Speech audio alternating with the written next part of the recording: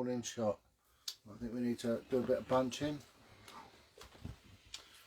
Right, hello everyone. Sorry about this. I'm just going to do a little bit of adjustment, a bit of fine tuning. Okay, to get the tops of our heads. And I think I'm just going to check with my other cameraman. How's it looking? Are we all in shot? I'm just going to check with my other cameraman. How's it looking? Are we all in shot? Just going to check with my cameraman. Shot? Sorry everyone, I do apologise. We've had a bit of a unique situation here. Sorry everyone, I do apologise. Right. I think we've got a unique situation here. Sorry everyone, I do apologise.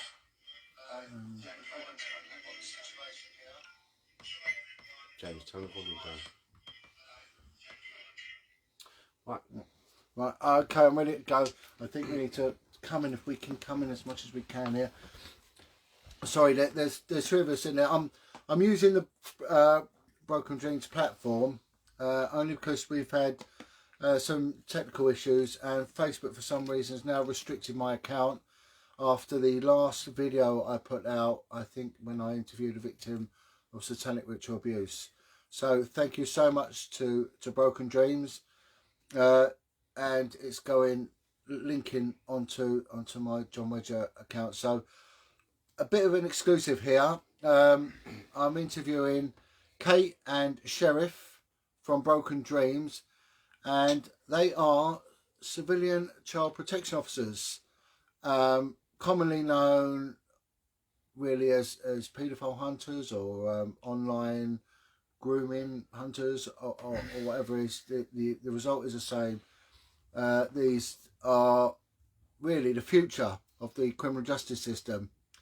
They're going to explain a bit more, but they're going out there and they're monitoring the sort of social media where grown men mainly are grooming underage boys and girls, really for the purpose, I would have thought, for sex ultimately. To great effect. So welcome, and thank you so much for agreeing to be with us. Now, Sheriff, you could just explain to me, how did all this come about? How did it start? Myself? Yeah, you know, and a bit more about exactly what you do. Yeah, so the hunting's been going on for a good, I'd say 7 years now, isn't it? Predominantly, yeah, but a good 6-7 years. Myself, I entered into the hunting because one day I'd seen a sting, and it was somebody that I'd known in a pub, and from that point I asked to be security with a team called Stop, and from there we started our team, Broken Dreams, and here we are to today. I mean, I'm looking now at your viewing figures. I mean, you've got enormous live viewing figures. I mean, you're pulling, this is late at night, so the figure's going to be low. You're nearly 2,000 live, which is incredible. So it just goes to show the platform that you've got is monumental. It's building, and we're finding a lot of followers from the States are joining across the world now. People are following the hunting teams. Broken Dreams is moving very quick these days, and it's expanding very quick. The followers has jumped a hell of a lot in the last couple of months. We've had to restart a page, as we'll be going into later on when I was explaining this. The page has been restricted, but yeah, it is building very quick. I'd say most of the time that we hit a live, we've got 2.5 viewers watching. The 2.5 what thousand? Yeah, each time. Wow. It can roll up to 7 or 8. So really, absolutely. I mean, you're really talking about the end result going into maybe possibly the tens of thousands of views almost instantly. We've had what, 500,000? Well, so that's the live. Yeah, the live is obviously an initial audience. It's for me, it's the reach. Sometimes after half a day, it can be a couple of 100,000 in its reach. You know. Well, and basically explain what you do to the layman. We're an online child protection team. We kind of try and police and monitor online activity regarding predators, online grooming, and people that wish to gain the trust, manipulate and groom our children with the intention really to line them up for a meet, and as we know, it's statutory rape.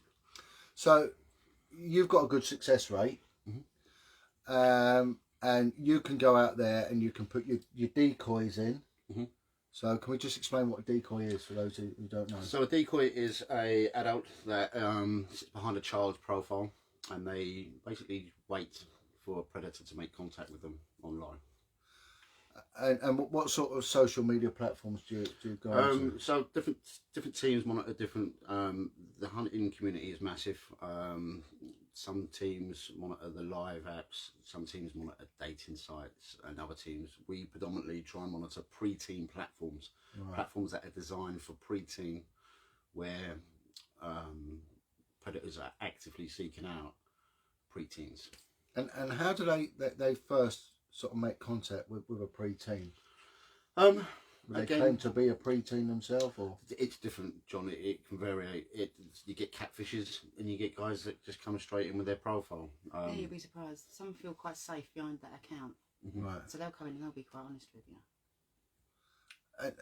And you catch these guys, but what if they were actually talking to a child and arranged a meeting?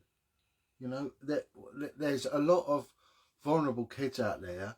We saw it just before Christmas when this little lad was murdered by Dad's girlfriend. I can't remember the lad's name. Was it George or something? Poor little lad. And he was sitting there crying out, "No one loves me, no one loves me." So when you've got broken kids like that, they're just in need of comfort and love. And all of a sudden, someone is showing them attention online like this. Exactly. I mean, how dangerous is that? Well, they're the easiest targets. So vulnerability is always, in a lot of sexual abuse cases, whether it's a child or an adult, vulnerability is a massive thing. People prey on vulnerability. That's a fact. Well, it's been proven in the independent inquiry that a child that's been sexually abused is 6 times more likely to be exploited for sex. 6 times. So even once they've been abused, all it does is set them up for further abuse. Yeah. You know, it's unbelievable. And the other thing we discussed before we went on, that there's a staggering amount of children's homes, and I asked the guys, how many children's homes do you think there are in the UK? And someone said 350. There are 55,000 children's homes in the United Kingdom. Now, bear in mind, and this is what come from the work I was doing, and also has come out of the government inquiry, that out of them, usually 5 occupants within these care homes, on the whole, they will average losing 2 to 3, so 2/5 to 3/5 of the children will go missing at the weekend for the purpose of sexual exploitation. So if we think of that colossal amount of kids, because there was a statistic about 100,000 kids going missing every week, these are vulnerable kids that haven't got a mum and dad protecting them, looking after them, and they have access to social media, and they will be going on these platforms. Can we talk about the actual abusers themselves, these perpetrators? Because once they get caught and they're convicted, they are now a registered sex offender. You know, is there anything in particular about these people? Can we categorise them, or is it just a mix? It's a mix. I mean, the scary thing is something. I mean, you do get some odd guys that are clearly got a wire missing, but the scary thing is there's a lot of guys that you wouldn't bat an eyelid with. Nobody is themselves until they're between 4 walls on a device on their own, and that's a fact. And when you're approaching some of these guys, some of them you wouldn't even second question. Some of them have high jobs, as we know, as we'll go on later on into the interview, that we've caught some very respectable people, pillars of society in the community. So yeah, you know, but everybody wears a mask, and when you're on the internet, it's so much easier to wear that and become something that you're not. That's the problem with the internet. You can be, if you're somebody that, not that there's anything wrong with having a low paid job, but if you're somebody that's in Tesco's and you drive a Robin Reliant, low self-esteem and all sorts of things, on the internet you can become somebody that drives a Mercedes and you're a bank manager. You know, that's what you can persuade and Fantasy. fantasy. Yeah. And you see this with trolling. you know, the abuse that you get online, you wouldn't get in person because they're cowards. They hide behind the anonymity and the protection that the internet gives them. Absolutely. You know, I mean, I worked on the Vice unit, and we did have decoys, and we did have a unit that did exactly what you're doing, albeit they did it 20 years ago. And I can always remember that there was a program they had, and whenever anyone was looking in, yeah, so we're just going to have to squeeze that round because we've got a bunch in, because there is 3 of us in there and we're really restricted. This program was any sort of monitored site, child porn site, would come up on the screen in London as a red dot. London was just this glowing massive red dot. You said this, yeah. I mean, it's an incredibly difficult thing to police. We've seen massive failings in the police. We've seen their reluctance to proactively go after anyone hurting children, and that has come out of the government inquiry. Your groups are going out there actively, proactively, targeting, you know, these people that are a huge risk to our children, and you're doing it to phenomenally great success. Now, how have you been received by the police? I started this 2.5 years ago, and I say on a lot of my updates on my lives that the noticeable change in the way that response officers are dealing with us and handling us on the ground is massively changed. That they no longer jump out the vehicle, you know, panicking and push us away. They jump out. We do a handover with them, Right. and they're very calm. They work with us to take the evidence. So yeah, the response units on the ground, they're brilliant. They're brilliant. Sometimes, depending on different OICs, some can work with us, some seem to be very much against us. But generally, the response units on the ground, they have. It's almost like within their training, they've been taught to work with. I think they have. My friend was telling me that recruits are now told to start linking in more with what they class vigilante groups. Yeah. Like, it might be a bit of a vernacular term, but let's not get caught up on a word. It's the way forward. I see it. We've just seen, and again, I won't say his name because it seems to deplatform us. We've just seen an individual who's got a real gripe, as everyone should have really, with Muslim grooming gangs, and he's put together this video called Rape of Britain, which again is an incredible bit of work, in which in there he's actively exposed a grooming gang to a criminal court standard and a corrupt police officer. Now they're putting the paperwork together, and I would have thought it'd be ready to go without even the police needing to intervene. Unfortunately, look, we don't have custody suites as civilians. We don't have access to courts like the police do, so you still got to hand these people over. Absolutely. How does that work? So let's go through a sting. You've had the information, the intelligence has come through. You then have a decoy go in and start conversation. So no, the decoy will obviously, the predator will make contact. I won't give too many tactics away that the decoy will use, but however, the predator will always direct the conversation. The decoys will never use anything enticing, right down to an emoji. Well, that's called a laid on offence then, isn't it? So absolutely, they lay it on and you just take it up. Absolutely. So they're fully trained in the way that they will respond. Their answers are never enticing. And what happens is, throughout the chat log, we will take on board whether there's safeguarding issues with real kids. That will determine whether we're going to hand the case straight over to the police. Yeah. There's a safeguarding issue with a real child we know of. An indecent image is sent. Across the hunting board, standard protocol, turn the phone off, call the police, they come and download it. The case is handed over to them. Right, so that image is now on there, and if you do anything with it, you're making and distributing an image. Absolutely, yeah. Right. So phone off, straight away, over to the police. They do downloads, and that case is then handed over to the police. If they are in contact with another decoy, it could be possible that we could still go on to sting them if 3 weeks later it seems that the police haven't made a move and arrested him, and then we will jump in and speed the process up. So, and then you actively go out there and do what you call a sting, don't you? So yeah. So like a meeting is arranged. Sometimes it's a meeting, sometimes it can be a door knock. It depends on the dialogue. If they mention a safeguarding issue, if they mention a real child, we'll move very quick that day. Right. For the simple reason, we're here to stop that. And if they're mentioning real kids or there's a safeguarding issue, that's the whole reason we're here. So yeah, we'll move quick on that. And what power have you got to do anything about this? We have the power of a 24-hour arrest, and you know. So let's explain what that is. So that's Section 24 of the Police and Criminal Evidence Act. It's any person power. So basically, citizens arrest. Yeah. So if we look at this in context of simplifying it, what is a store detective? There is someone who's acting under the same legislation. They can detain someone because they've committed an offence. They've committed an offence, which is a serious Schedule 1 sexual offence. You go in there, and they're detained, and then the police come So in. if they're committing an indictable offence right up to the point, or obviously we work predominantly off the Child Sexual Communications Act of 2003. So before we do a sting, we normally work off a 5-tick system.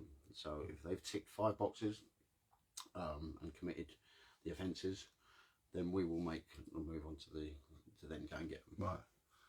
And in respect to when the police take them away, do they feed back to you what the outcome is? Some do. But a lot of the time we get updates. I mean, in theory, the victim, which is the decoy, should be updated anyway, legally. Different police forces work in different ways, different counties, they are so different in the way they operate. Completely different. Yeah, completely different. Who have you been really impressed with? What force? Met. The Met, really? Well, first time I've heard that then. We like And working. Essex, to be fair. And Essex, yeah. and Right, Essex. okay. We are a southern team, and if I was to say that the force that seems to work against us the most seems to be Kent. Really? Yeah. What's their problem? I don't know. I think the leader of Pollock doesn't really like the hunting team. So, Well, there ain't much they can do about it, is there? but again, I never really fault the response officers. I always say, look, The Kent response were brilliant. yeah, Kent response officers were brilliant. most response officers are brilliant. I always like when you do a sting, the first couple of minutes will determine how the sting is going to move forward. And it's the same when an officer gets out of the car. How you greet them, how you talk to them, and how you approach it will always set the way that the handover is going to go. Yeah. You know, if you're sitting there screaming at the pred and looking like a thuggish group that's surrounding him, and Yeah, which has happened, hasn't it? it has. You know, and there's, I think in the early days, the inception of this, there was a lot of intimidation, weren't there, and That was belittling completely of, different in the early days. yeah. Completely different. It's moving forward. It is moving forward, and a lot of the teams are triggering on to the calm approach. The idea now is to get to the bottom of what they've done in the past, not just what they're doing with the decoy. You know, I've said to you when we went out for dinner, I said we catch a lot of these guys, but most of the child sex offences are done within the circle of trust. Right. So a lot of these guys have committed serious offences Oh, with yeah. one of their own, one of their Yeah, family of course. members. Yeah, it always usually happens. Yeah. And that's what we're there to stop and get to the bottom of, you know. We found this with the, I think the Rotherham grooming gangs. They weren't just abusing these white girls from housing estates; they were abusing their own children as well. Of course. You know, and that's one of the things that never come out. The children of these people were also getting abused. Well, And There's a lot of shame to stuff that's swept under the carpet, isn't it? Yeah, yeah, and there'll be cultural issues and all things, but 80% of all abuse goes on within the home. Yeah, We definitely. need to get this right. And the people that you're dealing with, these are broken people. I mean, no two ways about it. Again, I'm not siding with them, but we need to understand this mentality. If you're going to combat it, you've got to understand what you're dealing with. Yeah. You're dealing with truly messed up individuals, because anyone that has got this cognitive ability to find a child sexually attractive, there's something seriously gone wrong there. It's a very hard thing to understand, though, if you're not that way inclined yourself. Yeah. Whereas they are. Mhm. And they are the key to it. So my way of how I used to deal with it, I would ask them. You know? And the one way is that for them to tell you is if they like you. Now, if you brutalise someone, which people used to say to me, why don't you just bash up these paedophiles? Well, what good is that going to do? You know, exactly. one paedophile can give you 5, 6 more other paedophiles. Absolutely. So that's the way I would look at it. So when you talk to some of these sex offenders, do you manage to break that barrier and get through to them? Yeah, we do. As a team, we're moving forward. We are getting a lot of admittances. Even the last, as our followers will know, that the last couple of things have been very powerful, and we pride ourselves in getting in their head and trying to get out of them what's happened. One of the last things, guy admitted to abusing his sister between the ages of 7 and 12 when she was between 7 and 12. The next one. That just shows how powerful it is, because that girl would never have got her justice. Yeah. I'm just going to say that we need to go. You know, because so you've got a Schedule 1 sexual offence and them grooming a kid, but on the whole scale of sex offending, we can say that it's down there really. But sexually abusing incestuously, you know, that's a very high up there offence. So that little offence is now giving you something big. Massively, and you know, for me, it's trying to like understand cancer. Will you fully understand it? No, but can you understand it enough to slow it down? And that's what we're trying to do. Does that make sense? We, believe it or not, the hunting in community has made a massive impact because people know we're there. Whether you're pushing them further underground, that we need to improve software in the future and modernise with it, that's acceptable. But at the moment, they're thinking twice, a lot of them, before they're doing it. Yeah. You know, with trying to find patterns with paedophiles, you're always trying to put together a piece of what triggered them.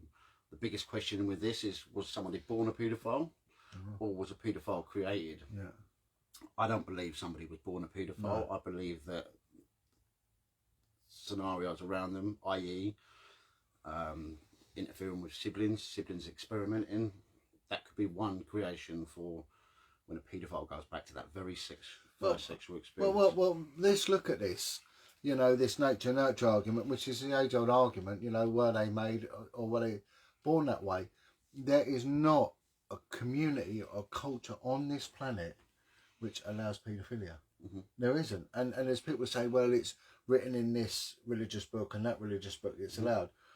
But it's not. They've done anthropological, if that's the right term, studies on this. And even as much as to go to Papua New Guinea, a tribal jungle community, even there, when they've been totally cut off from the rest of humanity, anyone who is caught sexually interfering with a kid is banished to the jungle for 2 years.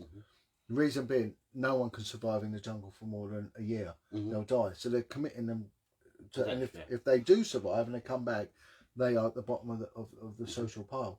You know, so as primitive a community there, they still understand how detrimental sexually abusing children is.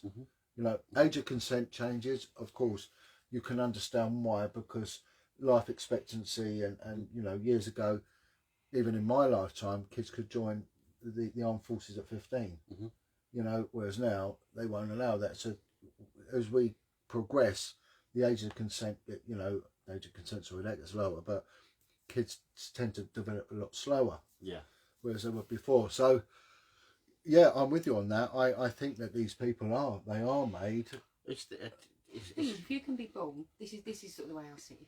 If you're born and your preference is a woman, or your preference is a man who you fancy, then why can't you be born and your preference is a child wrongfully? But why can't that happen? Because that's, to me, that's sort of it's your preference, isn't it? You wouldn't choose to be that way if you didn't have those urges for a child. It's also when you do start talking to sex offenders, you see what's a thing called cognitive distortion, twisted logic. Okay, yeah. You know, and then you'll get victim blaming, and they're liars. There's three things I used to do when I was in the police with them.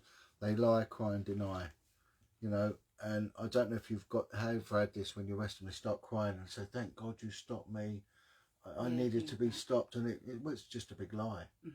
Yeah, that's that Mr. Am I allowed to say the name of the fella? If they've been convicted and they've been found guilty in the court, otherwise. Oh, in Sussex. Mm-hmm. Yeah, what was that about? About crying went upon detention. Yeah. He was asking for help, wasn't he? And confessing. It's victimising, isn't it? It's victimising themselves. It's trying to put the pity. Well, yeah, it's constantly distorting. It's distorting. Their logic is just twisted, and they do come across as they're the victims, well, they're not the victims for this. They try to make themselves a victim. Yeah, yeah. If someone's going to cry, for it to be very believable, you would have had to try to help yourself prior to being caught. In my mind, is the system a little bit failing people that might want to get help? I had a chat the other day when we met up. when somebody is arrested for, or they're just generally arrested, they're put into a police cell. At the end of it, they're given a custody sheet, and on this custody sheet will have call Frank, domestic violence, drug addiction. Drug addiction.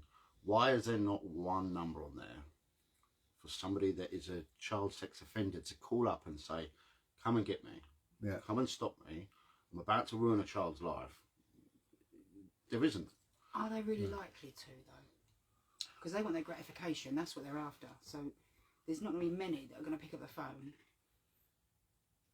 I mean, if what they're doing was right, they'd openly do it, but they clearly covertly do this. And and the other thing with the prison system is this is a fact. 96% of all sex offenders, right, when released from prison, re-offend. And I'm going to ask you now, in what time period do you think? 96% of them. Well, look at that Euston Station. It's 4 hours. Within 4 Is it really? hours. Yeah. Yeah. They were amazing. re-offend within 4 hours. We had someone come out of prison, didn't after doing 10 years. Yeah, he came out of it. He'd actually done 10 years inside, so he must have got the best part of 18 years. Yeah. Aggravated rape. And 2 months after he'd come out, he was then caught with us on a decoy on a child. He wanted that child to come with him, move with him, change schools, and be under his care to take her on board fully. Right. That's a scary situation. Yeah. I think it's only a couple of weeks though after coming out of that long sentence that he was talking to children again. Yeah. I mean, It was literally weeks tops. bear in mind, you know, the vast percentage of the sex offenders will be in for the lower level sort of sexual offending, such as child pornography and distributing images. But I'm going to tell you something now, and this is quite a scary thing, is that when the Metropolitan Police had this unit doing exactly what you're doing, they had a team of officers, and one of them I'd worked with in the past, this guy, and prior to joining the police, he'd worked for the military intelligence services, okay, and he'd had this quite glorious military career with the intelligence work in Northern Ireland. He came to the police, joined the police, and he got this job doing this decoy work. Went on this covert course. It was classed as test purchasing back then, but it's the same thing. It's covert sort of infiltration work that you do. And he met this woman, and they were into swinging, right? Swinging. And he was involved in organising swinging parties into a very wealthy suburb of London. And he was telling me that he organises his parties, and there's judges there, there's all sorts there. He was an active, quite established member of a local Freemasonic lodge. And one day he went round his girlfriend's house, and he left his laptop there. Anyway, she's gone in and had a look, and it wasn't password protected or something. She managed to get on there, and on it there was 2,000 child porn videos. He'd stolen the laptop from the police. So he'd stolen this laptop. He was working on this decoy unit, you know, doing exactly what you're doing. He's got 2,000 images, and back then they were graded 1 to 5 videos. Sorry, one being the minor level, 5 being the worst level image. If you had one level 5 image, you're going to prison. He had 2,000 level 5 videos. Some included young infant children and animals. Right? He was caught. She called the police. He was caught. Good girl. And he stood trial at St Albans Crown Court. So St Albans Crown Court, and I think it could have, one of the people who used to go to the swinging party may well, because he did say, oh, there's Crown Court judges go to his swinging parties. He was telling me because I work with him. And do you know what he got? Bear in mind, one image, level 5, will get you a prison sentence. He had 2,000 videos. Do you know what he got? Go on. Community sentence order. And he got commended for his sterling work in Northern Ireland with the military. And that's what happened. And was he part of a lodge? Yeah. He was a member of a lodge. Yeah. Right. We know how powerful that movement can be, don't we? So, We saw that fella in Wales. I'll jump to that actually. Yeah. quickly. So, Yeah. Again, you don't need to name names or name places, but you know. So, any Broken Dreams followers will remember a sting in North Wales. I won't say the town or the good guy's name. He was part of a lodge, part of the Freemason movement, and he was a pillar of society in his town. He had his hands in school projects. He funded a lot of things in the town. He was a very respectable figure, and he'd come to meet a 13-year-old boy. He'd come to meet him. Throughout the sting, he had offered to buy us out. How much would it take to throw out the money at the problem to get rid of us? And the strangest thing was, when we were on our way, I mean, he owned half the town. It was literally owned half the town. Quite a wealthy, influential guy. He had his money and fingers in the right pies. And when we were driving to the police station, we noticed that the car that he was travelling in with the response officers had pulled over on the side of the road, and they were having a casual chat. I've never known that in my life. Right. And we all know that when a response unit takes somebody from a scene to the police station, it's a direct route. Well, they have to. The Police and Criminal Evidence Act says that you've got to take the quickest route to the nearest custody suite. So what was going on that day? It's a big question I've always asked myself. Now, he had a hell of a lot of charges, and it seemed that his legal team were calling the shots with the police. They agreed to what they wanted to agree, the charges that they would accept. But 8 to 12 serious charges, he was only charged with 2. Right. So the rest were pushed aside. Yeah. And that was the 2 that his legal team had agreed that they would accept him being charged with. Since that very date, we've had no updates, nothing. What would have been interesting was from the moment he was arrested by the police and then put in a car, any conversation would have to be recorded. So it'd be interesting in court disclosure if there was any record of that conversation. Absolutely. You know, and if so, what was it? But I bet there wasn't. Well, Yeah, I bet there he was throwing money at the situation with us, so I'd love to see what the conversation was in the car. So if we just look at this now, is before the formation of these groups that you're part of, it was just left down to the police. Right now, there's many of these groups throughout the UK. John, the movement is absolutely massive. Right. We estimate how many groups have you got? Do you think in the UK? I think there's about over 100 teams. There's over 100. Teams. How many people per team? Is there an average or? It doesn't. I mean, there's about 40 on ours, isn't there, including security? About 40 members. So you've got 4 zeros on your team. 4-0. So if then we multiply that by 100, that's a hell of a lot of. Some teams are smaller. We've got a very good. we Broken Dreams. We obviously we're an Essex bound team. We pride ourselves in monitoring Essex. All of us guys, the majority of us. What makes our team so bonded with the security is we all grew up together. We know each other. We're fathers, or we know our sons. We're all mingled in. We've got like James joined on board, but we're a very close unit, aren't we? Like a band of brothers, really. Yeah. The other teams, I can't say how big they are. I'd say they range between 5 to 20. But the movement is massive. You've got safeguarders, aftercare, you've got the ground teams, you've got the admins, you've got the biggest thing is all the decoys.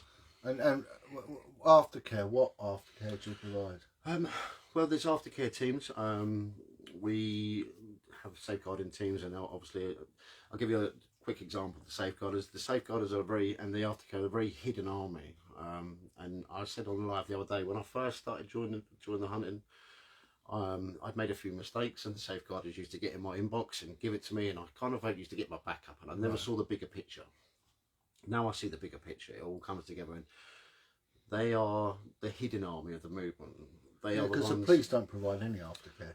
Absolutely. So I'll give you an example. So if a predator has these kids on their profile, these safeguarders will then go in and contact the parents, Right. let them know that their child is on that profile, and they'll safeguard them. Brilliant. The aftercare, we have some brilliant aftercare. They contact schools as well. Let the schools know. Right. So they'll contact anybody that needs to be known around them kids that are on their profiles, whether it's a gaming or a live app or whatever they're working. Yeah, because your victim is a decoy in essence, isn't it? You know. We're working. It's treated the with same people. way as a real child would be. So obviously, a lot of guys that follow the movement, it went through the Supreme Court, and a predator, his barrister took it to the Supreme Court to say that the hunting infringes on data and human rights. Right. Well, the Supreme Court's ruling was, the judges, I can't remember his exact words, but it was saying along the lines of, no, we cannot annul their convictions. We need them. It's impossible for the police to police it. Yeah, well, they can't. That's been proven. And then it went to the Court of Appeals, and it was deemed that a decoy should be looked upon as a real child right until the moment of sentencing, because it's not the fact it's a real child or a decoy, it's the intention of harm that predator wished upon that child till that point of sentencing. And it's a laid on offence, so it's a bit like drug dealing. You're not agent provocateur because they're going to do it anyway. The fact is they picked on your victim and not a real victim. You know, that's the only difference. So they're bang on right. And why that has to go to the Court of Appeal, I don't know, because it's been cited anyway, even before your groups. I think that they just knew that if you're successful, it's a big problem for these people that ordinarily would have got away with some very serious offences. Absolutely. You know, as an ex-officer, sometimes you pulled somebody in for the very smallest thing. Yeah. And off the smallest thing, you've found a massive thing in the background. All the time. Every time that happens. People that are watching our things, we're getting these guys to open. We create that bond. And we try and get in their head. And what they open up to, the reality of it is it's the people that are entrusted around them. The people that are left around them in the circle of trust. The circle of trust is and people in that circle of trust are the ones that are most liable to be abused. Okay, we've identified a guy that is a paedophile that has these thoughts, but by bringing him and seeing what he's doing with the decoy and how he thinks, he didn't just become that overnight. Where we work and we predominantly find people that are actively seeking out pre-teens, once you dive into it, you're going to find the images. You're going to find the past search history. You're going to find who's been entrusted around them.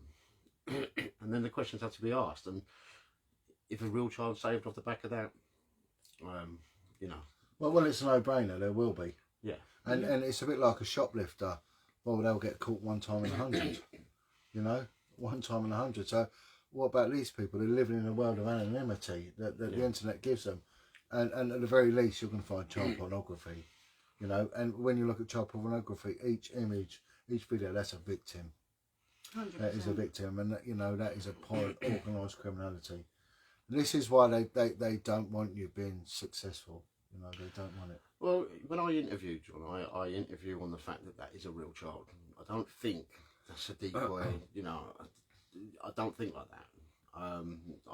I go with the interview that is a real child, but I will move away from them chat logs very fast. Once they've got the admittance, then we'll go try and get in their head and find out where they were triggered.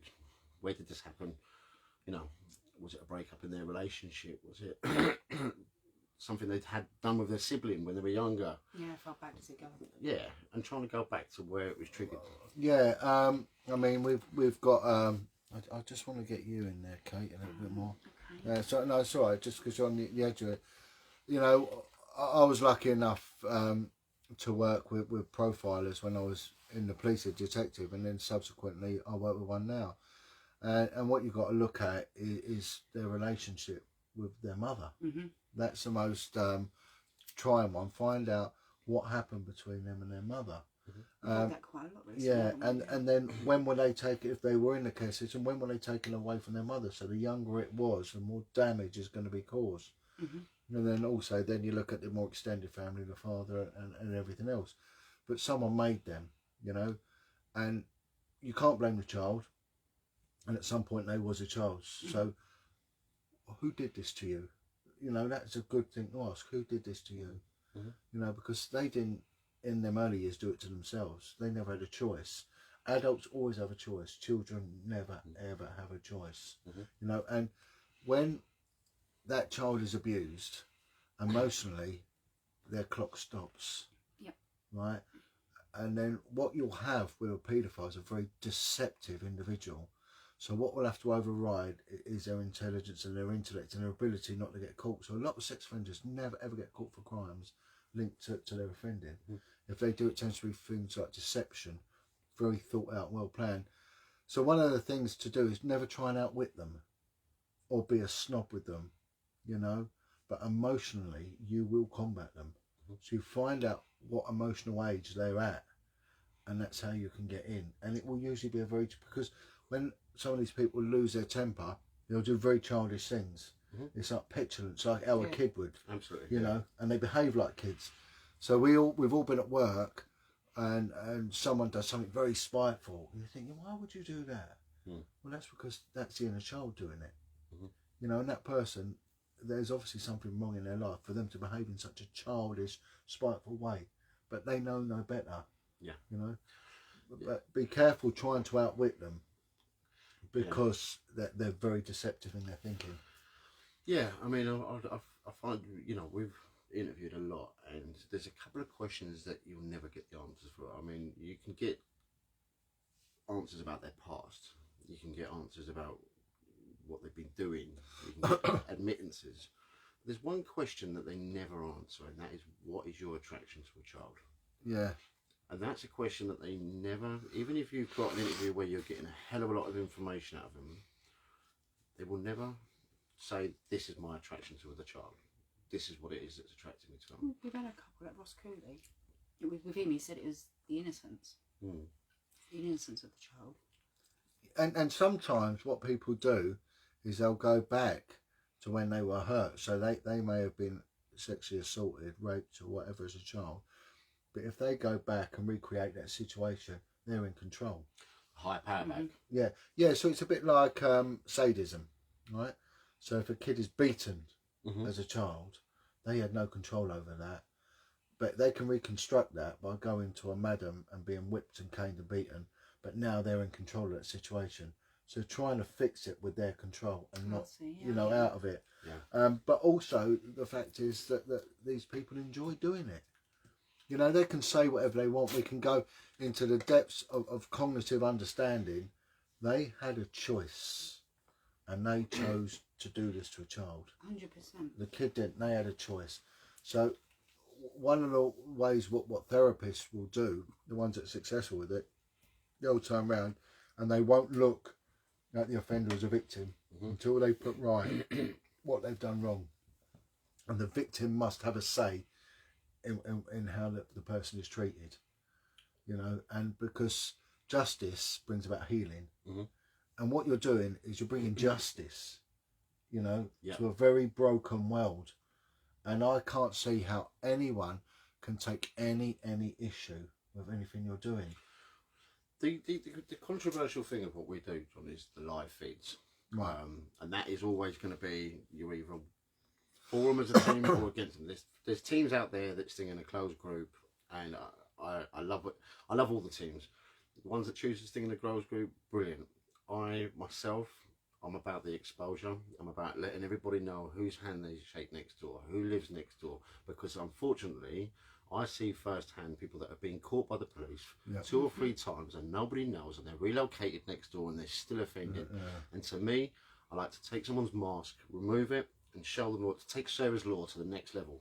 Yep. But people don't have to wait 3 weeks for a social worker and 2 officers to turn up on the doorstep before they've even had an answer. And that for me is always going to be. Look at the sister the other day.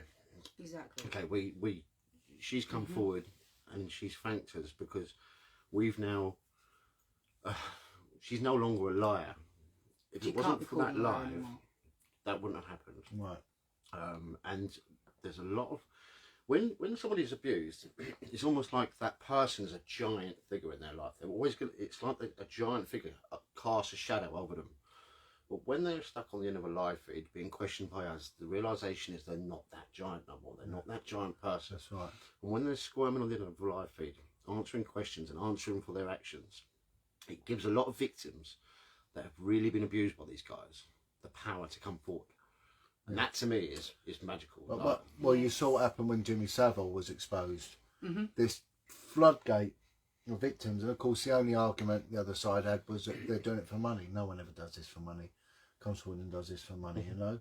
I mean, I get it with the work I do, and I see 1 or 2 comments coming up on here about me. I get trolled more than anyone on the planet.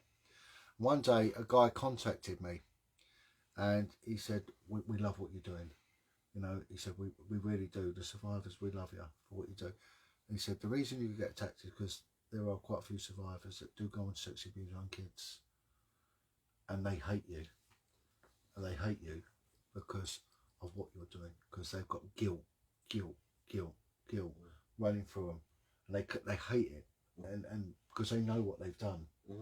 And their way of doing it is to turn it around and project it on you. It's called projection. Yeah, of course. So, you know, I never thought I would ever get attacked for what I'm doing. But I got attacked monumentally because these perverts are projecting it onto me. You know, and there's been 1 or 2 comments coming up now, and I know exactly who these people are, and I know why they do it. Because it is their projection. One of the biggest turning points for me was when I started talking about satanic ritual abuse. And how much paedophilia is involved in that. And that's when I started getting accounts shut down, being reported to the police, because these people can't afford to be exposed. Because there is an element of organised criminality behind this, and the children are their fuel. You know, drugs you use once, children you can use many, many times. There's something that I would really like to bring up here. And it's something that you said a minute ago, Sheriff, was that you're getting them for a small offence, but it leads to a much bigger offence. There was a case, I remember, in the police where a kid was groomed online, exactly the same as what you're dealing with, and this meeting was arranged, and it was in a car park in the south of England, and the police teams, it was the central paedophile unit was brought in, and this guy turned up in the car. And when he come out, what he'd done, he'd shaved off all his body hair, all of it, right? The reason being, he's not going to leave a hair anywhere. Every bit of body hair, his pubic hair, around his arse crack, his head, everything, the eyebrows a lot, so totally. And his car had been lined with very thick industrial polythene all along there, right? There was a whole kit, knives, everything. And when they searched his house, they found plans. His dream was to get a child, right, have sex with a child. He had a group of people around him, a paedophile ring, if you may. They were all in on it, and they were all going to rape this child, and then they were going to mutilate the child in this wooded area, and that's exactly what he had planned to do. You know, so this had a kid picked up this link and not a decoy. That'd be another missing child statistic. So how was he punished for the intention? Well, how do you? I mean, he got a custodial sentence. What he got, I don't know. But you know, the law changed in 2003, or it might have been 2006. I think it was 2003. They brought in a new legislation which brought in about grooming and you know, exploitation and voyeurism and all that. Back then, it was, you know, it would have been an attempt to harm a child, to kill a child. You know, it would have been a conspiracy to murder or whatever. You know. I think one of Becca's first cases, she had something very similar happen. She was a decoy, and when they opened up the van, the fella's van, There's all equipment in there, camera equipment, weapons. Yeah. All sorts. Weapons against a child. See, this is what you're dealing with, you know, and this is when they sit there and cry, I'm glad you stopped me, but, you know, it's just a front. Of course it is, because they're a snake. Yeah, they're on their belly and they're just trying to slither their way out, you know, and they lie. They're going to lie and they're going to deny and then they're going to cry, you know, to try and get away, and then they'll do it again. They'll do anything to try and get away with it. And when we look at the statistic of 96% reoffender within 4 hours, I mean, it clearly isn't working. You're dealing with people that the justice system aren't fixing. Now, here's the big argument. Do we waste time and money trying to put these people right? Is that money that could be better spent on victims, or should it be two separate pots? For me, it's a difficult one, isn't it? When you put them in prison, you've got to give them 3 meals a day. The problem is they're segregated from mainstream jail. I want to mention about that. Carry on. When you're segregated from mainstream prison, you're put around like-minded people. Unbelievably correct. Does it become a school for nonces? Yeah. Not a school for paedophiles. It does, in my mind. I see a noticeable difference from people that have been offended and put in custodial sentence to the level of tactical avoidance to being caught than one that has never been caught. Now,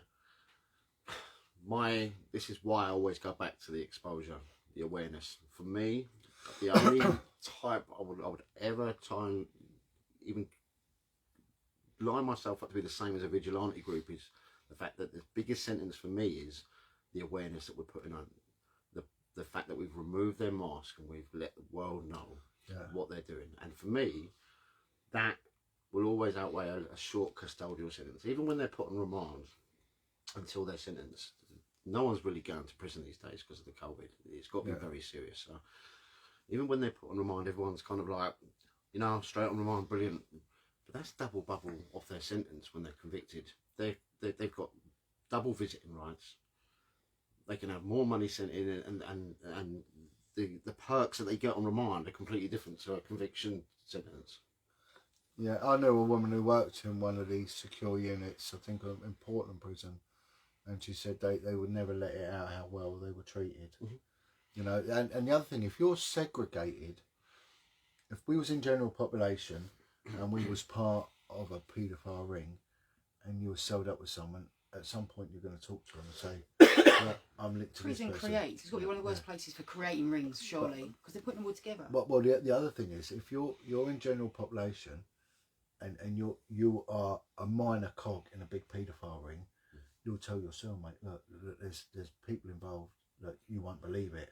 There's people high up, there's barristers, there's this. And this information's going to get out. But if you're segged up as well, it ain't getting out. It stays in this confined unit. So there's 2 ways segregation works in the pervert's favour. Do you know, a team of mine that are very close, Scorpion, they've closed down for now, but the founders and the leaders of that are very good friends of mine, and I don't know the specifics of the case, but I remember being on the phone to them not long ago, and they were so deflated with a case that should have got a serious custodial sentence was put in front of the judge, and the judge commended him because when he got caught to when he was actually sentenced, he had sought help. Yeah. And the barrister had put it across that he'd sought help, and the judge commended him for seeking help. Well, hold on.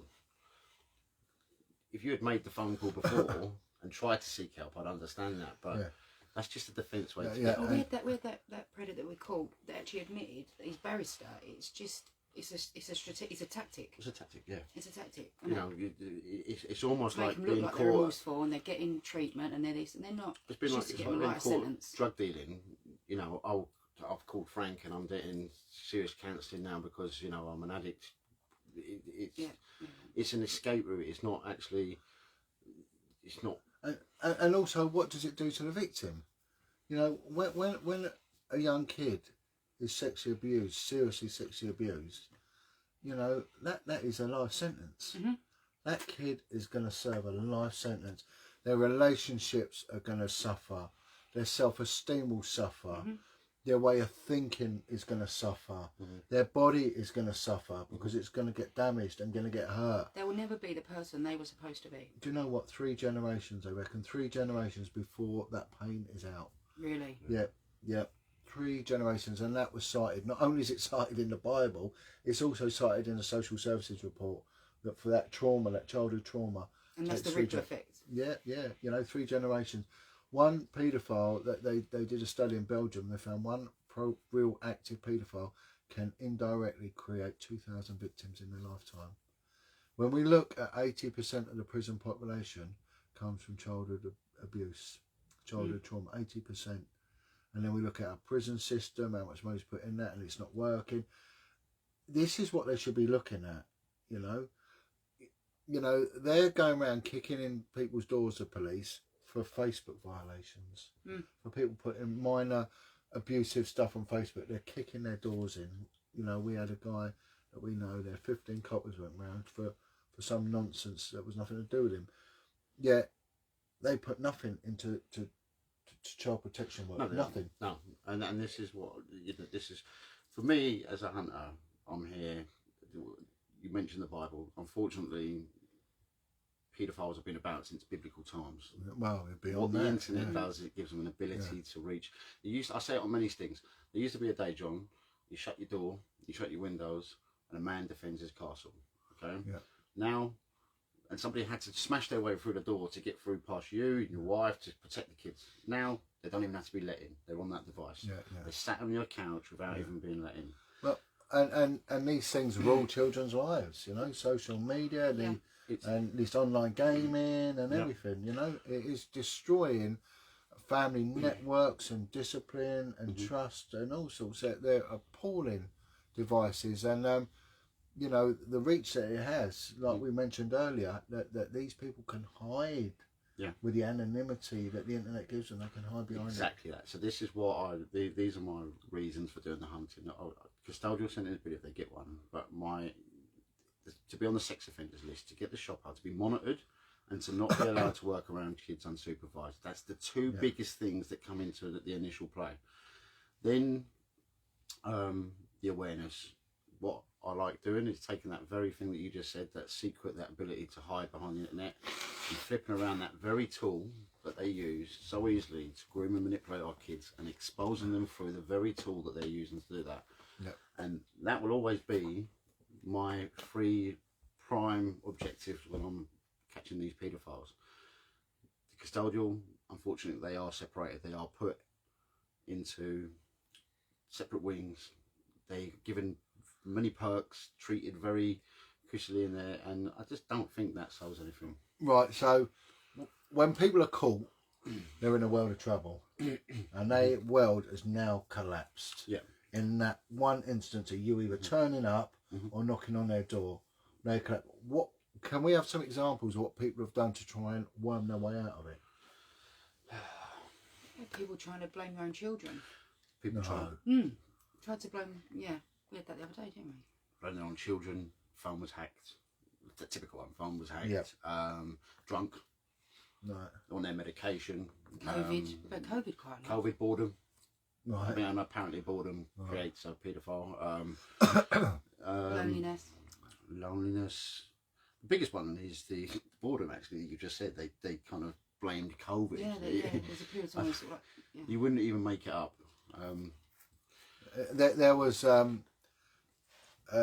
case years ago of a priest and kids, when they're doing their what they call catechism lessons before they do the Holy Communion, they have to go along to the church, and the priest, over a period of 6 weeks or something, teach them about God, Jesus, and, you know, being brought into the church.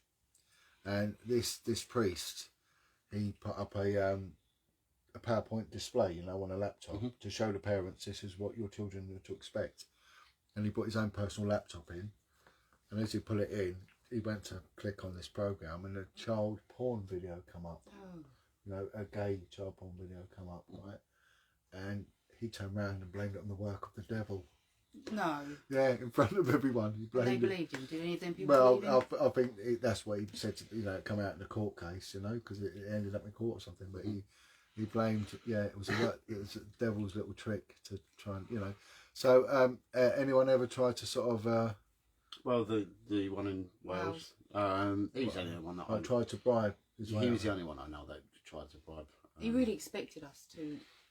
accept it. Clearly Didn't paid he? for his whole life. Yeah, fighting that's his way probably out how of he's gone problems. through life, isn't it? 100%. Yeah. And do you know, We sort of knew he was going to do that before we went to this one, didn't we? Just the way he was. Just the way he was. It was kind of continuously with the 13-year-old boy, you know, oh, what, your mum doesn't get you a PlayStation, I'll get you a PlayStation when you come over. I'll help your mother out, he was saying, wasn't he? You know, right, I'm going to contact your mum and I'll see if I can help her financially and this sort of stuff. And it's crazy. Going back to a thing that you just said a minute ago about when I'm all about the live feeds, as I've said. I'm all about the live feeds, but I'm also fully aware that that live feed in irresponsible hands is a deadly weapon. Yeah. Has there been any suicides? There has been. Yeah. Well, the thing for me is, it's not just the predator that when you've got a live feed, and I call it a weapon, it's the families. If you're going to sit on there and just humiliate, play up for comments and say the wrong things, I think that it's when we're in a point where hunting is modernising, where we are at a point where more responsibility is handed to the groups, comes responsibility. Yeah. And the humiliation, the degrading, as you just made a good point, when somebody knocks on your door and they're there, whether it's police or a hunting team, and they're there for child sex offences, that person's security that he was there with has completely dropped out. Yeah. And you know, you're entering into their domain, and I would just like to see, as hunting moves forward, more people actually interviewing properly, more people not chucking humiliation. There needs to be operating practices and standard operating practices, you know, protocols, and I think they're probably, you're going to start seeing regulations brought in. You know, I've always said, and a lot of the respectable hunters on the community would love to see hunting regulated. No one thinks ever, for us, it's impossible. What people go and sting on and put on the end of a live feed, I'd love to see that regulated. The chat logs that are stung on, to make sure the charges are there. In the past, I'm taking it that there has been stings where it could have been handed over to the police. So yeah, that side of hunting, I'd love to see regulated. Before a team goes out, chat logs are checked and the charges are definitely there. You know, it comes with responsibility. If you want to move forward with the hunting movement and take on more responsibility, as the police, take a bit more of a backseat and allow you to catch your predators. Well, I mean, if you had the same resources as police, their computers, you'd be able to interrogate them. You personally would be able to interrogate the computers. What are you going to find on these computers? You're going to find them linking in with like-minded people. And what they'll also do is they'll identify a vulnerable kid and they'll be getting their mates in on it. Yes. You get, you know, and you're going to then find child porn, I would have thought, like we said, at the very least. And it will start spiraling off into all these different levels of criminality against children. But you're also going to start getting in touch with the victims, the children themselves. You know, and that takes it into a whole another world, which is what you do in the police. It would just go in, and of course these things spiral, and they spiral very, very quickly. You know, and you're dealing with some very. What we got to look at here is this line of criminality is unlike any that there is, right? Because what is a paedophile, right?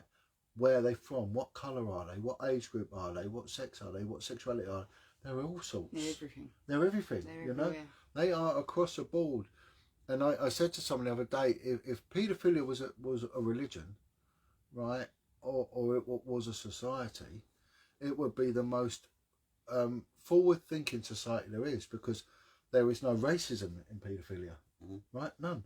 There's no sexism in paedophilia. They class them, when you profile them, you're going to get your heterosexual and your homosexual and your bisexual. Paedophiles, they call them trisexual. They'll try anything. A man, for example, who likes sex with a prepubescent girl, he will have sex with a girl in puberty. He don't care. Yeah. And he'll have sex with a boy. He don't care.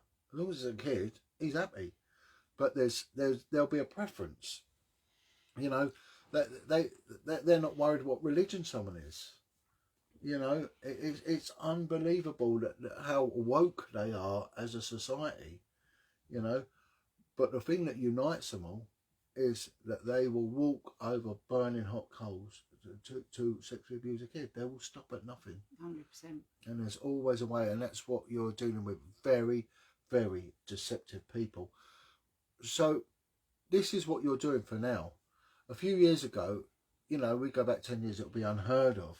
Vigilante groups, I don't mean to use that term, but civilian groups doing this. But you're here now and you've made a mark and you've become incredibly professional. I would say the amount of stings that you're doing, you are going to be more experienced and well trained than professional police units that are doing this. I was speaking to you earlier on, when some of the response officers turn up and we do the handover, I kind of point through and I'm like, so I'd like to see you arrest him on these charges. These are what we're here for. And we'll read out. And a lot of the time, when it comes to the Child Sexual Communications Act, the officers sort of pull themselves to one side and then they'll radio through to headquarters and they'll wait for a decision back because they don't actually know how to respond to it. It's a lack of experience with these cases, is what it. Yeah. So what's the future? I mean, this can only grow. And I don't just mean decoying here, you know, for online grooming. There is potential here for you to take this to another level and start then dealing with maybe sexual assaults on children, you know, the victims themselves and things like that, because there's no reason why you can't. You just need to be trained to that court standard. Absolutely. We at Broken Dreams, we run a survivors page next to us, Dark Secrets, that we operate alongside each other. I think that as the hunting becomes more successful and you're pushing these guys more underground, unfortunately the days of just going on your phone and catching a predator will slow down, and you need to increase the software. A lot of these predators now want to see a child on a video call. Right, and okay. If they don't see that sort of thing, then they will back off, right. You know. It's like a cat and mouse, so they progress, we have to progress, or vice versa. So as technology improves, we have to progress, they have to progress, we have to progress. If you watch like Stacey Dooley, that international, and they're in the Philippines, they've got all the software, they're a government-funded agency, and they've got that computerized child. And that's the kind of way that, you know, in the future it will have to go. It has to, software will improve, their tactics and level of avoidance will improve, and so we will have to improve our software. You know? There was quite an infamous, on them lines, an infamous drug dealer in the north of England, and they could never infiltrate him. You know, he was a bit of a kingpin on the heroin importation, and he knew that the police could never ever, when they did their undercover work, because they'll always infiltrate anyway, you know, but they could never use children. So he would only, if someone turned up that he didn't know, he would only accept them in if they brought along their wife and kids for, you know. So if they start saying, oh, I'm divorced, my kids are left home, he'd say, sorry, but no. Because he knew, and that's why he kept, because he knew they'd never use children. And again, the same here, you know, that you might have some people that look young, but they're pretty much going to have to be young to look young, you know. So you're right, but there'll be a way. You say there's like computer generated things that are coming out now, and as technology comes on, you'll be able to improve and have new ways of catching them, because whilst we need new ways, they're going to have new ways. John, there is platforms made out there that seem to be made by nonces for nonces. i.e. I'll never mention a certain app name, but there's some apps that will delete automatically any conversation within a certain period of time. What would be the purpose of that, apart from to avoid any kind of detection? So yeah, you know, I've had a discussion with a lot of people in the hunting community, and a lot of these apps that are made, platforms, seem to be designed around that sort of, you know, made by nonces for nonces, paedophiles. And just why else would platforms have a 2-hour deletion or a 24-hour deletion on messages and pictures. It's to not get caught. Your line of work is back to front, because any other line of work, the more that comes in, the more successful you are. But the more work you come in, you do you know what I mean? Your line of success is that you ain't got any work. Yeah, of course. You know, and then you're out of a job. But I mean, that's the only way you can gauge it, isn't it? The fact, but I don't know about that, because you know it's out there. So if you're not getting it come in, to me, I'd feel unsuccessful, because you know it's all out there, so you're not getting it. Yeah, well, on that front, and that's what I was going to say, that they're not going to stop. No, They will not stop. And the more we see society get broken, and the more we see pornography, its prevalence everywhere, it's going to do nothing but create more and more perverts. You know, and we are seeing that values are breaking down all the time. You know, the police aren't actively. The only way you can deal with this sort of work is a proactive approach. The only way. Whenever it's anything to do with children, you must be proactive. And they're refusing to do that. And this is what's come out of subsequent government inquiry, independent inquiry after independent inquiry, because there was this lackluster approach. But you know, you're getting there. I'm you know, really, when I first started these groups, my mate called me up and said, "What do you reckon to it?" I was like, "Oh, I don't know," and because there was a lot of unprofessionalism going on. You know, and there was clearly some of these sex offenders were quite damaged people, very vulnerable people. You could see with some of them, and they were getting goaded. And I thought, there's going to be a suicide, because if you detain that person, you're part of that custody procedure, and if they get killed, that's a death in custody, and gets investigated like a murder inquiry.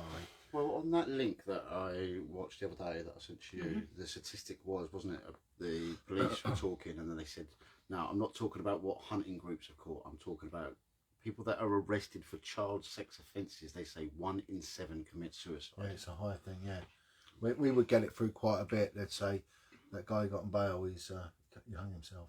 You know, it would happen regular. You know, and we'd get brought in and just given a quick debriefing, and then they'd have an inquiry team would come in just to make sure that everything was done the right way. On the flip side, so that's 1 in 7 of the perpetrators.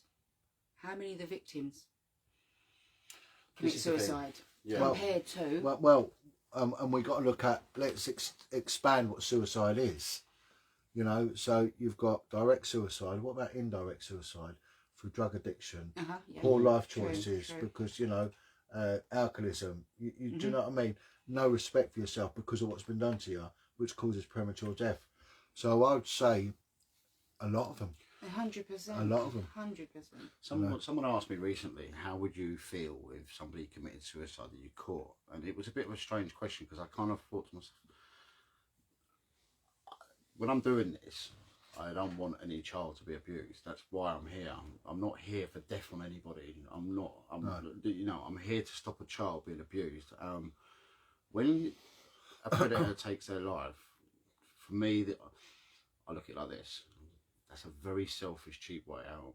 And they're left, not only have they victimised their partners, their kids and everything already by abusing a child and being arrested and caught for it, they then victimising their family again by taking their life and letting them, you know, have the feelings that go with somebody committing suicide. But one big thing that happened with us when we, as a team, a guy came to us once, and his daughter had been raped, but she wouldn't own up to it, so he came to us and we arranged a meeting in a cafe. So we went for a cafe, and then she went for a walk with my colleague, and I stayed in with the father, and she came back and she'd opened up to the colleague, and then we guided them to go to the police. 3 weeks later, the father took his life. Right. 3 weeks later. So, for me, catching and stopping that, and stopping, how innocent is that father? You know, he just didn't feel like he had protected his child, and he wasn't there enough. Yeah, I think we saw that with one of these little kids that got murdered. The grandfather committed suicide.